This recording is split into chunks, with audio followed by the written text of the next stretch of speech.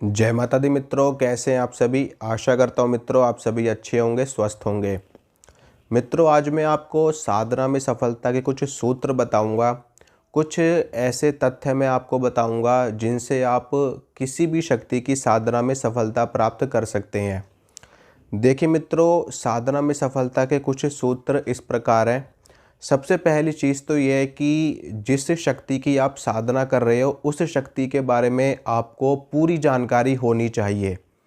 यानी कि आप चाहे यक्षिणी की साधना कर रहे हो, चाहे अप्सरा की साधना कर रहे हो, चाहे किन्नरी की साधना कर रहे हो, चाहे देवी की साधना कर रहे हो, चाहे देवता की साधना कर रहे हो, चाहे आप पीर की साधना कर रहे हो, चाहे आप वीर की साधना कर रहे हो, चाहे आप और किसी शक्ति की, भूत की, प्रेत की, जिन्न की, किसी की भी आप साधना कर रहे हो, सिद्धि कर रहे हो, क्योंकि ये सभी साधनाएं तंत्र के अंतर्गत ही आती हैं।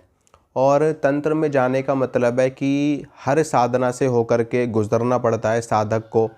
खैर, ये तो साधक के ऊपर भी निर्भर करता है कि साधक की प्रवृत्ति कैसी है, साधक की सोच कैसी है, और साधक कौन कौन सी साधनाओं में रुचि रखता है। ठीक है, कुछ साधक ऐसे होते हैं जिनको सिर्फ और सिर्फ अपने इष्ट से ही लेना देना होता है, उनको और किसी साधनाओं से लेना देना नहीं होता। वो सिर्फ और सिर्फ अपने इष्ट की ही साधना करते हैं और उनके इष्ट ही सबकी सिद्धियां करवा देते हैं अपने आप ही। एक साधे सब सधे, सब साधे सब जाए। एक को ही साध लोगे तो सबकी सिद्धियां अपने आप ही आपको मिलनी शुरू हो जाएंगी। जिसकी सिद्धि आपने करी है वो ही आपको बाकी सबकी सिद्धि करवा देंगे अपने आप ही। ठीक है, तो आप अगर किसी साधना में सफलता पाना चाहते हैं तो सबसे पहली चीज़ आपको उस शक्ति के बारे में पूरी जानकारी होनी चाहिए। ठीक है, यानी कि आप जिससे भी वो साधना सीख रहे हैं, अपने गुरु से अगर आप सीख रहे हैं तो अपने गुरु से उस शक्ति के बारे में पूरी जानकारी आप हासिल करें। ठीक है, और जानकारी हासिल करें, शक्ति का मंत्र हासिल करें, शक्ति की विधि हासिल करें। फिर उसके बाद में आपको साधना में अग्रसर होना चाहिए। साधना फिर आपको शुरू करनी चाहिए। अपने गुरु का आशीर्वाद लें, उनसे मार्गदर्शन लें, उनसे आशीर्वाद लें, उसके बाद में आपको साधना शुरू करनी है। फिर जब आप साधना शुरू कर दोगे तो उसमें भी आपको कुछ नियम होते हैं जो मैं आपको बताता हूँ, जो बेसिक नियम है। अगर आप इनको भी फॉलो कर लोगे ना तो गारंटी दे रहा हूँ 100% नहीं 1000% की कोई सी भी साधना आप सिद्ध कर लोगे अगर आप इन नियमों का पालन कर लेते हो तो। पहला नियम ब्रह्मचर्य है। हर साधना में ब्रह्मचर्य आता ही आता है, इसके बिना कोई सिद्धि प्राप्त हो ही नहीं सकती आपको। ठीक है, तो पहला नियम है ब्रह्मचर्य। दूसरा नियम है सात्विक आहार, यानी कि आप जो भोजन लोगे वो बिल्कुल सात्विक होना चाहिए, यानी कि प्याज लहसुन से भी रहित होना चाहिए आपका भोजन। अगर आप भोजन ले भी रहे हो तो उसमें प्याज लहसुन नहीं होना चाहिए। वैसे तो जो साधक होते हैं उनको फलाहार लेना चाहिए, उनको व्रत रखना चाहिए। अगर व्रत नहीं रख सकते, फलाहार नहीं ले सकते, साधना के वक्त उनको कमज़ोरी महसूस होती है तो वो भोजन भी ले सकते हैं, लेकिन भोजन बिल्कुल सात्विक होना चाहिए। तो दूसरी चीज़ कि जो वो भोजन ले रहे हैं वो कोई रजस्व वाला स्त्री ना बनाए अपने हाथों से। अगर रजस्व वाला स्त्री के हाथ का पका हुआ भोजन आप ग्रहण करेंगे तो आपकी साधना भंग हो जाएगी, खंडित हो जाएगी। ठीक है, तो इस चीज़ का भी ध्यान रखना आपके लिए अनिवार्य है। इसके बाद चीज़ें आती हैं कि आपको भूमि शयन करना चाहिए, यानी कि आपको ज़मीन पे सोना चाहिए। ज़मीन का मतलब ये होता है कि ऐसा नहीं है कि आप नंगी फर्श पे लेट जाओगे या मिट्टी की कच्ची ज़मीन है तो आप उसी पे लेट जाओगे, नहीं। उसके ऊपर आप अपना बिस्तर लगाओगे, जो भी आपको बिछाना है, गद्दा वगैरह आप बिछाइए, फिर उसके ऊपर आप सो सकते हैं, यानी कि आपको ज़मीन पे सोना है। अगर एक और विधान इसमें देखने को मिलता है कि अगर आप ज़मीन पे नहीं सो सकते, आपको लग रहा है कि आपको कोई परेशानी हो सकती है, कोई दिक्कत हो सकती है, तो आप तख़्त के ऊपर सो सकते हैं, आप फोल्डिंग के ऊपर सो सकते हैं, आप चारपाई के ऊपर सो सकते हैं। लेकिन वो भी आपकी शुद्ध होनी चाहिए, पवित्र होनी चाहिए, और उसको सिर्फ़ आपके अलावा कोई और इस्तेमाल ना करे। जब तक यहाँ तक कि उस चारपाई को कोई अन्य व्यक्ति छुए भी ना अपने हाथों से। ठीक है, कोई उस पर बैठे ना, कोई उस पर लेटे ना, इस चीज़ का आपको ध्यान रखना है। ठीक है, अगर आप इस चीज़ का ध्यान रख सकते हो तो आप अलग से सो सकते हो बिस्तर के ऊपर भी। इसके बाद में बातें आती हैं कि आपको झूठ नहीं बोलना, आपको क्रोध नहीं करना, आपको कलेश नहीं करना, आपको लड़ाई नहीं करनी, आपको झगड़ा नहीं करना, आपको कटु वचन नहीं बोलने, आपको किसी की चुगली नहीं करनी, बुराई नहीं करनी, निंदा नहीं करनी, आपको लोभ नहीं करना, लालच नहीं करना आपको, ठीक है। और आपका आहार ऐसा होना चाहिए कि आपके अंदर काम वासना जागे नहीं। अगर आप अनुष्ठान के वक्त में आप दूध लेंगे ज़्यादा, ठीक है, आप दूध से बनी हुई चीज़ें ज़्यादा लेंगे तो आपके अंदर काम वासना ज़्यादा जागेगी। देसी घी अगर आप ज़्यादा इस्तेमाल करेंगे तो उससे भी आपके अंदर काम वासना ज़्यादा जागेगी। तो आपको ऐसा आहार लेना है कि आपके अंदर काम वासना ना जागे, नहीं तो उससे क्या होगा, उससे आपका स्वप्न दोष हो जाएगा और उससे आपकी साधना में बाधा आएगी, ठीक है। क्योंकि स्वप्न दोष आपको होगा तो उससे आपके मन में नेगेटिव विचार आएंगे, नकारात्मक विचार आएंगे और साधना से आपका मन हटेगा, ठीक है। तो ऐसे में आपकी साधना भंग होने का खतरा हो सकता है। तो इसके बाद में कुछ चीज़ें और आती हैं कि आपको ज़्यादा से ज़्यादा मौन रहना है अपनी साधना में। यानी कि कुछ लोग तो यहाँ तक कि साधना में इतना ज़्यादा मौन रहते हैं कि वो मौन व्रत ले लेते हैं, यानी कि वो कुछ बोलते ही नहीं है अपने मुख से, क्योंकि बोलने से भी ऊर्जा निकलती है हमारे शरीर की। जो हम जाप कर रहे हैं वो ऊर्जा हम ग्रहण कर रहे हैं लगातार, और ऐसे में अगर आप मुंह से बोलोगे तो वो ऊर्जा बाहर वेस्ट होगी, बाहर निकलेगी।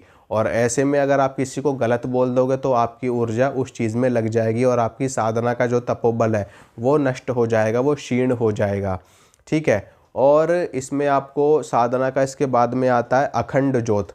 अगर आप सिद्धि प्राप्त करना चाहते हैं किसी शक्ति की तो आप अखंड ज्योत जला करके साधना करिए।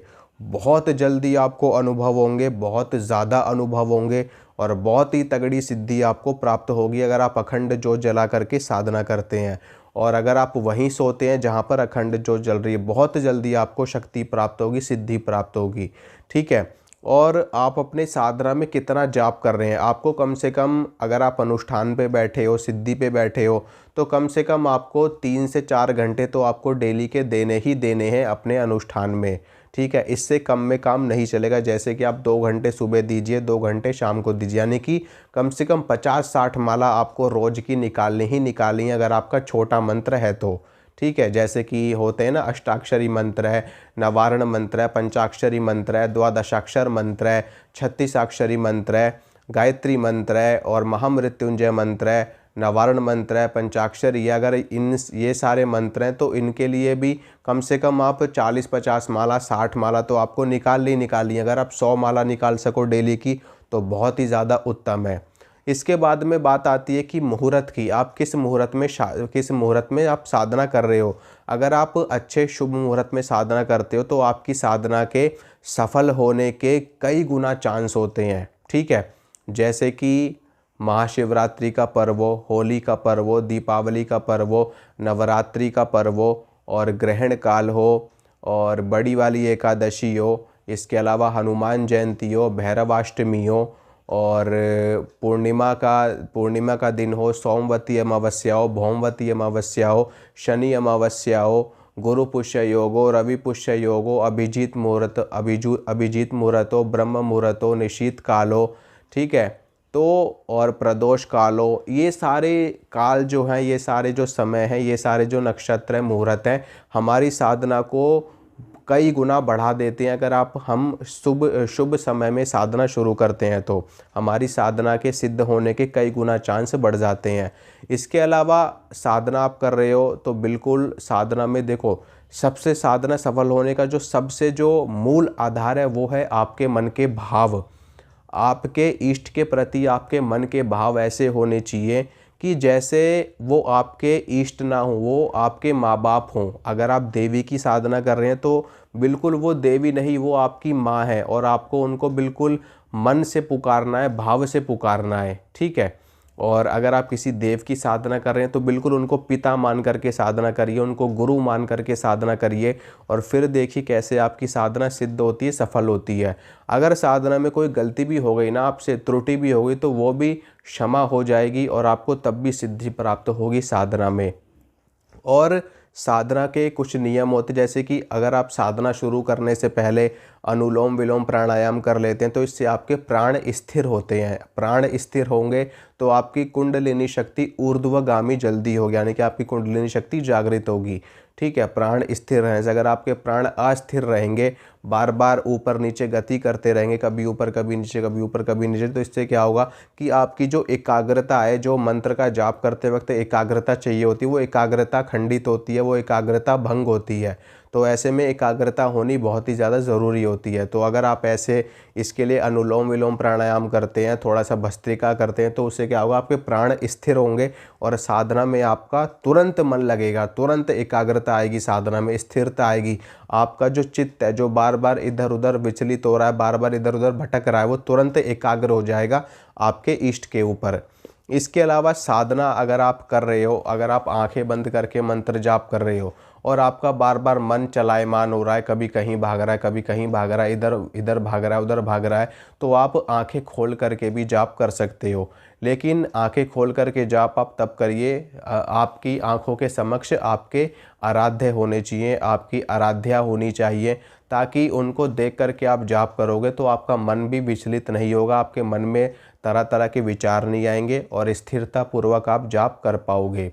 ठीक है, और इसमें और भी चीज़ें आती हैं साधना में, जैसे कि जब आप साधना कर रहे हो तो साधना करते वक्त आपको बड़ी ही सतर्कता के साथ में जाप करना है। आपके अंदर आलस्य नहीं होना चाहिए, आपके अंदर निद्रा नहीं होनी चाहिए, तंद्रा नहीं होनी चाहिए, आपके शरीर में सुस्ती नहीं होनी चाहिए। आपको पूरे मतलब खुशी के साथ में आपको साधना करनी है। आपको इस भाव के साथ में साधना नहीं करनी कि यार अभी तो 10 दिन बचे हैं साधना में, कि यार अभी तो 5 दिन बचे हैं साधना में, कब साधना पूरी होगी। अगर आप इस भाव के साथ में साधना करोगे ना मित्रों, तो सही बता रहा हूँ, आपको सफलता नहीं मिलेगी। आपको इस तरीके से साधना करनी है कि यार अगर मुझे 1 महीने का और टाइम मिल जाए तो मैं और 1 महीने की साधना कर लूँ। इतनी खुशी आपके अंदर होनी चाहिए, उत्सुकता होनी चाहिए। एक कहते हैं ना कि किसी चीज़ को पाने की एक बहुत अंदर से लालसा होती है कि हाँ मुझे ये चीज़ प्राप्त करके ही रहना है। तो इस तरह का भाव जब आपके अंदर होगा तभी आप उस चीज़ को प्राप्त कर पाओगे। नहीं तो आप सिर्फ साधना को एक साधना समझ करके करोगे कि हाँ बस खाली 41 दिन की साधना है और 41 दिन पूरे हों और साधना पूरी हो, छुट्टी। तो ऐसे भाव से करोगे तो फिर काम नहीं चलेगा, फिर सिद्धि नहीं मिलेगी।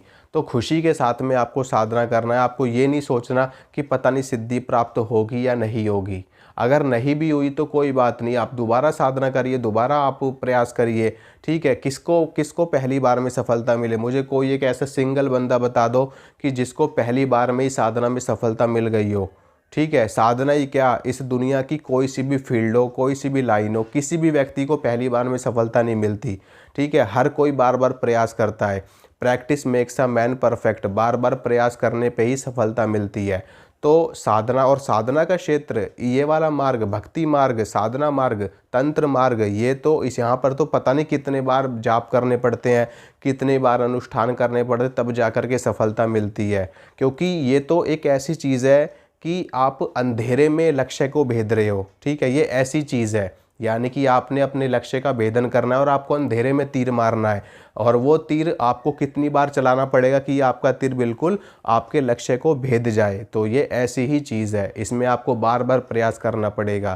तो इन सारे तथ्यों को अगर आप ध्यान में रखोगे और साधना करोगे तो आपको सफलता मिल जाएगी। नहीं तो आप भटकते रहोगे। कितने भी गुरु बदल लेना, कितने भी भक्तों के पास चले जाना, कितने भी तांत्रिकों के पास चले जाना, सफलता नहीं मिल सकती आपको। ठीक है, ऐसा नहीं होता है कि आप कितने भी बड़े से बड़े सिद्ध गुरु के पास क्यों ना चले जाना, लेकिन देखिए इस दुनिया में आप कहीं भी जाओगे, किसी भी ज्योतिष के पास चले जाना, किसी भी भगत के पास चले जाना, किसी भी गुरु के पास चले जाना, किसी भी सिद्ध के पास चले जाना, कहीं भी जाओगे तो वो गुरु, वो सिद्ध, वो ज्योतिष आपको क्या देगा? ज्ञान देगा। आपको क्या देगा? साधना बताएगा। आपको क्या बताएगा? विधि बताएगा। आपको क्या बताएगा? मंत्र बताएगा। लेकिन मंत्र का जाप तो आप ही को करना है। आपके मन में शुद्धता के भाव तो कौन लाएगा? वो शुद्धता के भाव तो आपके अंदर भर नहीं देगा। ठीक है, आपके मन में सच्चे भाव होने चाहिए। जाप भी आपको करना पड़ेगा, साधना भी आपको करनी पड़ेगी, अनुष्ठान भी आपको करना पड़ेगा। जब सब कुछ ही आपको करना तो फिर भटकना किस बात का यार? किस बात का भटकना, जब सब कुछ ही आपको करना है। साधना भी आपको करनी है, तपस्या भी आपको करनी है, व्रत भी आपको करने हैं, और भोग भी आप ही को देना है, सब कुछ आपको करना है। और रही बात ज्ञान की, ज्ञान तो आपको हर जगह मिल रहा है, ठीक है। हाँ, अगर आपको बिल्कुल भी ज्ञान नहीं है तो आप निश्चित रूप से जाइए, ज्ञान प्राप्त करिए, दीक्षा प्राप्त करिए और फिर उसके बाद में अपनी साधना करिए, ठीक है मित्रों। तो इसी तरह की जानकारी मैं आपको देता रहूँगा। जय माता रानी।